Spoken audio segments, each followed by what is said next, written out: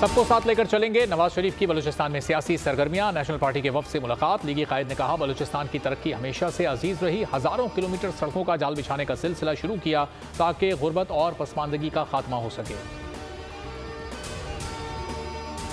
नवाज शरीफ पंजाब पर फोकस करें। दौरा बलूचिस्तान नून लीग की कमजोरी का नतीजा है। बिलावल भुट्टो कहते हैं आज भी मखसूस फील्ड सजाई जा रही है, लेकिन पीपल्स पार्टी हर पिच पर खेलने को तैयार है। नून लीग अपने बलबूते पर सियासत करे। ये पहला इलेक्शन है जिसमें पीपी का किसी इदारे से झगड़ा नहीं। और एहसान इकबाल का बिलावल के बयान पर तबसरा। शर्जील इनाम मेमन का पलट कर वार। कहा क्रेडिट लेना नून लीग का पुराना वतीरा है। कौम जानती है भुट्टो ने एटमी ताकत बनाया। जरदारी सी पैक लाए। आप पाकिस्तान बनाने का क्रेडिट भी ले लें तो हम क्या बिगाड़ लेंगे। आपकी मिसाल बेगानी शादी में अब्दुल्ला दीवाने की है। सब्सक्राइब करें और बेल दबाएं ताकि कोई खबर रह न जाए।